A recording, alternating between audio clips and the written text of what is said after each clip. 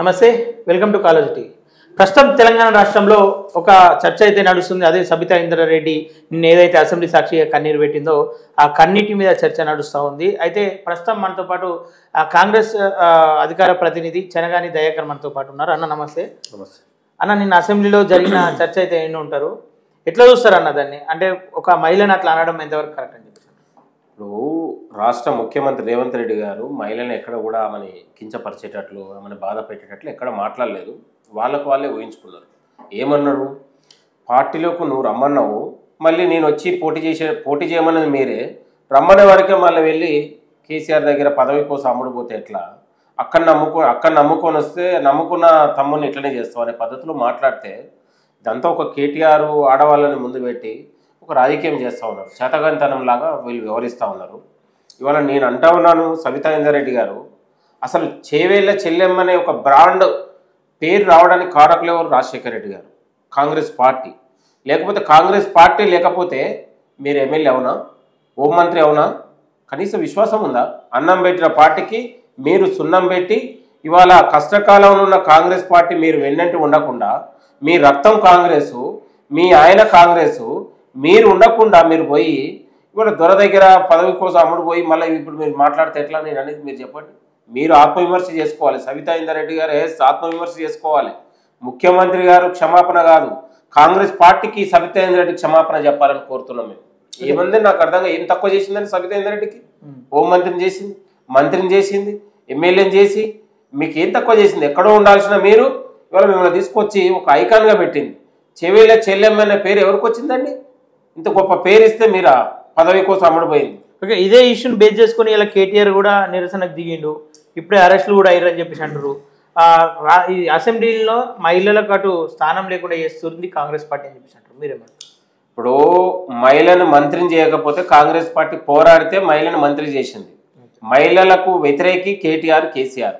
అసలు మహిళలే ఉండొద్దనే ఆలోచనతో ఉన్నోళ్ళు మహిళల మీద ఆయనకు ఇవాళ ఇలా ముసలి కన్నీరు కారుస్తూ ఉన్నారు కేటీఆర్ గారు. ఎక్కడ చేసిన మహిళలకు ఏమాత్రం గౌరవం ఉందండి? ఇలా కేసీఆర్ ఆయంలో 10 ఏళ్ల కాలంలో మహిళలు ఇలా అలా ఎమ్మెల్యేలు కింది స్థాయి వాళ్ళని వేధిస్తూ ఉన్నారు. కార్యకర్తలను రోడ్ల మీదకి వచ్చి ప్రెస్ మీట్ పెడితే ఏ ఎమ్మెల్యే మందలు ఇచ్చిన ఆయన, ఏ ఎమ్మెల్యే పైన చర్య తీసుకుంటూ ఆయన క్యాబినెట్లో ఉన్నటువంటి వాళ్ళే మహిళల మీద వేధింపులకు గురి చేశారు కదా, ఎమ్మెల్యేలు వేధించారు కదా. ఎన్ని చూడలేదు మనం? నవ్య లాంటి ఇష్యూస్ ఎన్ని బయటకు వస్తే మరి కేటీఆర్ ఎందుకు మాట్లాడలేదు ఆ రోజు? నీ పార్టీలో ఉన్నటువంటి నీ ఎమ్మెల్యేనే సాక్షాత్ సర్పంచ్ని వేధించింది కదా, వేధిస్తే ఎక్కడ పోయింది నీకు ఆ రోజు? నేను అంటా ఉన్నాను, కేటీఆర్ నిజంగా నీకు మహిళల మీద ప్రేమ ఉంటే 10 ఏళ్ల కాలంలో నీ పాలనలో మహిళల మీద అనేకమైనటువంటి అగత్యాలు, అనేకమైనటువంటి అత్యాచారాలు, ఘోరాలు, నేరాలు జరిగినప్పుడు నీ నోరు ఎక్కడ పోయింది అంటున్నా. ఇవాళ మాట్లాడుతూ ఉన్నావు. సబితమ్మను ఇవాళ చెవేళ్ళ చెల్లెమ్మని చేసింది తెలంగాణలో. అసలు సబితా ఇంద్రారెడ్డికి ఒక సర్పంచ్ కూడా గెలవలేని సబితా ఇంద్రారెడ్డి తీసుకొచ్చి ఒక మంత్రిని చేసినటువంటి ఘనత కాంగ్రెస్ పార్టీకి ఉంది. ముఖ్యమంత్రి అన్న దాంట్లో ఏం తప్పు ఉందండి? వాళ్ళు ఇవాళ గిచ్చి పంచాయతీ పెట్టుకునే పరిస్థితి వాళ్ళకు ఉంది. సభను నడవనివద్దు. ఇవాళ కాంగ్రెస్ పార్టీకి రుణమాఫీ వస్తుంది, వాళ్ళ స్కిల్ యూనివర్సిటీ వస్తుంది, రేపు జాబ్ క్యాలెండర్ వస్తుంది. ఈ యొక్క ప్రజల్లో రోజు రోజుకు పెరుగుతుంది కాబట్టి ఇలా మహిళలను అడ్డుపెట్టి ఏదో రాజకీయం చేసి దృష్టి మళ్లించడానికి ఇలా కుట్ర చేస్తూ ఉన్నారు. ఇక్కడ ఏం లేదు. ముఖ్యమంత్రి గారు మాట్లాడిన దాంట్లో అక్షర సత్యాలు ఉన్నాయి, వాస్తవాలు మాట్లాడిండు కాబట్టి వాళ్ళు ఇవాళ జీర్ణించుకోలేని పరిస్థితి. అక్కడ మాట్లాడిన దాంట్లో తప్పు లేదు. కేసీఆర్, కేటీఆర్, హరీష్ రావు వీళ్ళు పక్కా మహిళల వ్యతిరేకులు. వాళ్ళు మహిళలకు రాజకీయ అవకాశాలు ఇచ్చిన దాంట్లో వ్యతిరేకులు. ఇవాళ కాంగ్రెస్ పార్టీ గురించి మాట్లాడతారని నాకు అర్థం కాక. తప్పే లేదు, రేవంత్ రెడ్డి తప్పే మాట్లాడలేడు అంటే మధ్యలోనే పారిపోయిండు అని చెప్పేసి సబితమ్మ మీడియా సాక్షిగా చెప్పింది. పారిపోయిండు రేవంత్ రెడ్డి అని చెప్పి. ఎక్కడ పారిపోయిండు? నేను మధ్యలో నుండి గవర్నర్ గారు శంషాబాద్ ఎయిర్పోర్ట్కి వస్తుంటే ఒక రాష్ట్ర గవర్నర్ వస్తుంటే నూతన గవర్నర్ని రిసీవ్ చేసుకోవడానికి వెళ్ళారు. పారిపోయినట్టు ఎట్లయితండి? ఆమె చెప్తుంది పారిపోయింది అని చెప్పి. వాళ్ళు ఏదైనా మాట్లాడతారండి. సబితా ఇంద్రారెడ్డి గారు ఆత్మవిమర్శ చేసుకోవాలి. కాంగ్రెస్ పెంచి పోషిస్తే ఇవాళ అన్నం పెట్టిన పార్టీకి వాళ్ళు సున్నం పెడతా ఉన్నారు. పెట్టుకొనియండి, ప్రజలు గమనిస్తూ ఉన్నారు. ఇవాళ భవిష్యత్తులో వాళ్ళ యొక్క రాజకీయ భవిష్యత్తు ప్రజలు నిర్ణయిస్తారు. వాళ్ళ విశ్వాసం ఏంది, వాళ్ళ నిబద్ధత ఏందని ప్రజలు చూస్తారు కదా. నేను అంటా ఉన్నాను, ప్రజలు కాంగ్రెస్ పార్టీకి వెన్నుపోటు పొడిచిన వాళ్ళు, కాంగ్రెస్ పార్టీ ద్రోహం చేసిన వాళ్ళు ఎంతమంది మనం రోడ్ల మీద బికార్లు అయితే తిరిగిన వాళ్ళు ఉన్నారు. రేపు వాళ్ళు కూడా గట్లనే తిరుగుతారు. ఏముంటుంది? కాంగ్రెస్ పార్టీకి అన్నం పెట్టే పార్టీకి ద్రోహం చేసిన వాళ్ళు, ఎక్కడ ఉండాల్సిన వాళ్ళని తీసుకొచ్చి మంత్రిగా చేసి ఇంత పెద్ద గౌరవం ఇచ్చినటువంటి పార్టీకే వాళ్ళు కష్టకాలం నిలబడలేదు. ఒక దళిత ఉన్నటువంటి సిఎల్పి నాయకుడు నిలబెడితే కూడా ఓర్వలేక వాళ్ళు కనీసం ఇలా గౌరవించిన పరిస్థితి ఉంది. వాళ్ళకి నిబద్ధత ఉందని నాకు అర్థం కాకడతా. ఇలా బంధు కూడా పిలుపునిస్తున్న సందర్భాలు చూసినాం. ఏముందండి మహిళలందరినీ కించపరిచినట్టే అని చెప్పేసి. ఇప్పుడు నేనేమంటున్నాను, మాట్లాడిన దాంట్లో ఏమన్నా బూతులు ఉన్నాయా, ఏమన్నా అసభ్యంగా మాట్లాడారా? ఉన్న వాస్తవాలు మాట్లాడారు. అక్కడ నమ్ముకుంటే అక్కలని నేను ప్రేమతో వస్తే అక్కడ నమ్ముకుంటే మమ్మల్ని వాళ్ళని నమ్ముకుంటే బస్ స్టాండ్ అయితే అని చెప్పారు. ఏముంది మరి వాస్తవంగా? కష్టకాలంలో పార్టీలో వచ్చిపోయిన వాళ్ళు అలా తప్పే ఉందండి. దానికి రాస్తారాకోలు ధర్నాలు ఎందుకు అవసరం? నేను అంటా ఉన్నాను, అందులో తప్పే ఉంది. అసలు కేటీఆర్ మహిళల వ్యతిరేకి, కేటీఆర్ ఆయనలో జరిగినటువంటి వాళ్ళ ప్రభుత్వం జరిగినటువంటి మొత్తం చిట్టా తీయండి. మహిళలకు ఆయన కేటీఆర్ ముక్కు నెలకు రాయాలి. కేటీఆర్ మహిళల గురించి మాట్లాడే అర్హత ఉందండి?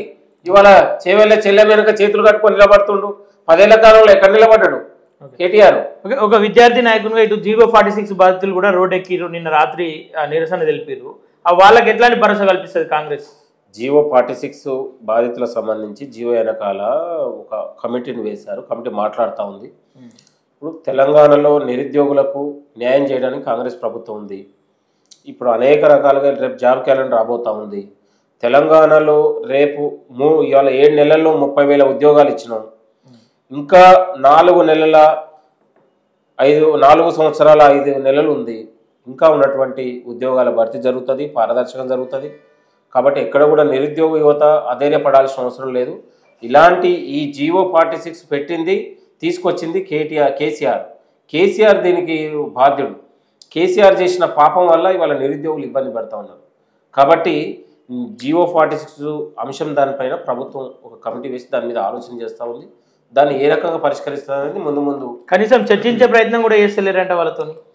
మాట్లాడతారండి. ఇప్పుడు GO46 అనేది ఒక ఇష్యూ ఉంది. ఆల్రెడీ కొంతమంది దాదాపు ఒక 10,000 మంది ఆల్రెడీ ఉద్యోగాలలో భర్తీ అయిన వాళ్ళు ఉన్నారు. వాళ్ళని ఎట్లా చేయాలి, కొన్ని రకాల చిక్కుముళ్ళు, న్యాయపరమైన చిక్కుముళ్ళు ఉన్నాయి. దాన్ని సాధ్యాలను చూసి వాళ్ళకి న్యాయం చేసే ప్రక్రియను చేపడుతుంది ప్రభుత్వం. ఓకే, ఫైనల్ గా నిరుద్యోగులకు కాంగ్రెస్ పార్టీ తీపి కబురు చెప్పబోతున్నా.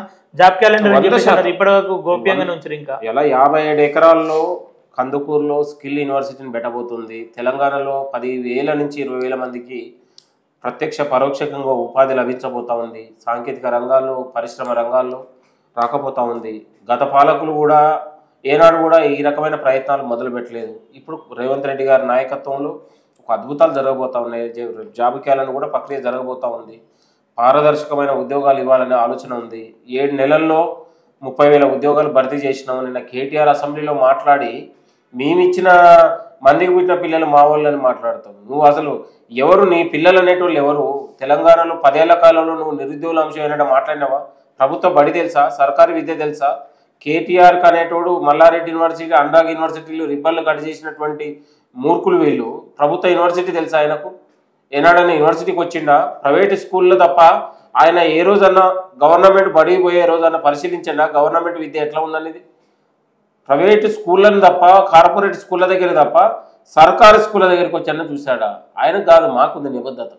ఇలా విద్యార్థుల కోసం, నిరుద్యోగుల కోసం, ఇలా రైతాంగం కోసం కాంగ్రెస్ ప్రభుత్వం ముందర నడుస్తూ ఉంది.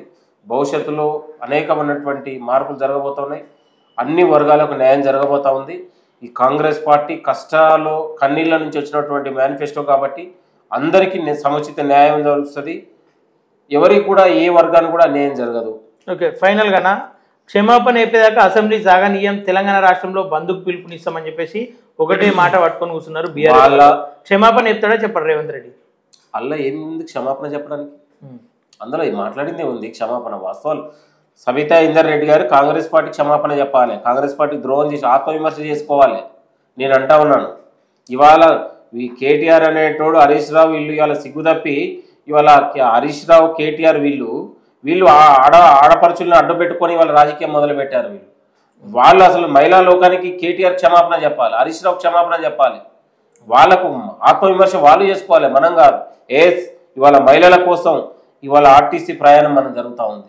1 కోటి మంది, దాదాపు 4 కోట్ల మంది ఇవాళ ప్రయాణం జరిగింది. ఇలా అద్భుతాలు జరగబోతా ఉన్నాయి. ఇవాళ మహిళా రంగానికి పెద్దపీట వేయబోతా ఉంది. కాబట్టి వీళ్లకు, బీఆర్ఎస్ నాయకులకు చిత్తశుద్ధి లేదు. కాంగ్రెస్ పార్టీకి, కాంగ్రెస్ ప్రభుత్వానికి మహిళల పట్ల, మహిళలకు ఉన్నటువంటి రాజకీయ అవకాశాలు ఇవ్వడం కానీ, మహిళలకు గౌరవించిన దాంట్లో కాంగ్రెస్ పార్టీ ఎప్పుడు కూడా ముందు వరుసలో ఉంటుంది. అసెంబ్లీలో మాట్లాడిన దాంట్లో ముఖ్యమంత్రి గారు ఎక్కడ కూడా అగౌరవపరిచేటట్టు మాట్లాడలేదు. వాళ్ళు కావాలని కుట్ర చేస్తూ ఉన్నారు. ఇలా కాంగ్రెస్ ప్రభుత్వానికి పెరుగుతున్న ఆదరణను పక్కదారి పట్టించేందుకు కేటీఆర్ కుట్ర చేస్తూ ఉన్నాడు, హరీష్ రావు కుట్రలు చేస్తూ ఉన్నారు. కాబట్టి వాళ్ళు మహిళలకు క్షమాపణ చెప్పాలి. ఇవాళ సబితా ఇందర్ రెడ్డి గారు ఇలా ఆత్మ పరిశీలన చేసుకొని ఎక్కడో ఒక సామాన్య గృహిణి ఉన్నటువంటి సబితా ఇందర్ రెడ్డి గారిని తీసుకొచ్చి ఇలా హోంమంత్రిగా చేసి తెలంగాణ రాష్ట్ర రాజకీయాలలో రాష్ట్ర ప్రథమ నాయకురాలుగా ఇవాళ ఆమెని మనం తీర్చిదిద్దినట్టు ఘనత ఉంది. కాబట్టి ఆమె క్షమాపణ చెప్పుకోవాలి, పార్టీకి క్షమాపణ చెప్పాలి ఆమె. ఓకేనా, ఫైనల్గా ఈ బస్సు ప్రయాణం తీసుకొచ్చారు కాబట్టి మహిళలకు ఉచిత బస్సు ఏ రకంగా కూడా ఉపయోగపడతలేదు, టైంపాస్ చేసే వాళ్ళు మాత్రమే ఎక్కుతారు అని చెప్పేసి ఈ మధ్య కాలంలో కొన్ని వీడియోలు కూడా వైరల్ అయినాయి. దాని మీద ఒక ఎంక్వైరీ కూడా చేస్తా అని చెప్పేసి చేస్తుందా కాంగ్రెస్? నేను ఏమంటున్నా, కాంగ్రెస్ పార్టీలో ఇవాళ సామాన్య కూలీలు పేద మధ్యతరగతి ప్రజలకు గతంలో ఆర్టీసీ ప్రయాణం భారంగా మారినటువంటి పేద వర్గాలకు మధ్యతరగతి ప్రజలకు ఇవాళ ప్రయాణం సులభంగా అయింది. వాళ్ళు ఇవాళ వాళ్ళ యొక్క ప్రయాణ మార్గాలకు సులభంగా మారింది. దీన్ని అప్రిషియేట్ చేస్తూ ఉన్నారు. ఇప్పుడు కాంగ్రెస్ ప్రభుత్వం కూడా పెట్టిన పథకాలు కూడా పేద మధ్యతరగతి ప్రజలు ఇవాళ ఉంటున్నటువంటి వాళ్ళకు ఇవాళ స్కీములు తీసుకొచ్చింది, పథకాలు తీసుకొస్తూ ఉంది. దీన్ని వాళ్ళకు ఉపయోగకరం అవుతుంది. కొంతమంది దీన్ని భూతద్దంలో పెట్టి ఏదో జరుగుతుంది రకరకాలుగా దీని మీద కాదు, వాస్తవాలు గమనించాలని కూడా కోరుతా ఉన్నాం. ఇవాళ కేటీఆర్ పొద్దున్న లేస్తే ఒక ట్విట్టర్ పిట్టలాగా కాంగ్రెస్ ప్రభుత్వాన్ని బదనాం చేయడమే ఆయన పనిగా పెట్టుకున్నాడు తప్ప వేరేదేది కాదు. ఇవాళ మహిళా లోకం, నిరుద్యోగ లోకం, రైతాంగం ఇవాళ హర్షిస్తూ ఉంది. ఇవాళ దాదాపు 11 లక్షల మందికి ఇవాళ ఉపయోగం జరిగింది. తెలంగాణలో దాదాపు 18,000 కోట్లతో ఇవాళ రుణమాఫీ జరిగింది. దీన్ని అప్రిషియేట్ చేయాలి మీరు. తెలంగాణలో అసలు 10 ఏళ్ల కాలంలో నిరీక్షించినటువంటి రైతాంగానికి ఇవాళ మేలు జరిగింది. కష్టకాలంలో ఉన్న రైతుకు మేలు జరిగింది.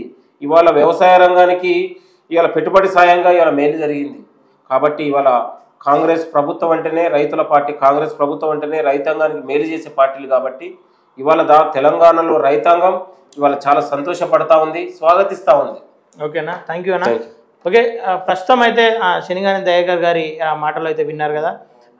క్షమాపణ చెప్పే పరిస్థితే లేదని చెప్పేసి ఇక్కడ నుండి చెప్తారు. కావాలంటే సబితనే కాంగ్రెస్ పార్టీకి క్షమాపణ చెప్పాలని చెప్పేసి అయితే వీళ్ళు కోరుతున్నారు. ఇది ఇక్కడ థ్యాంక్ యూ.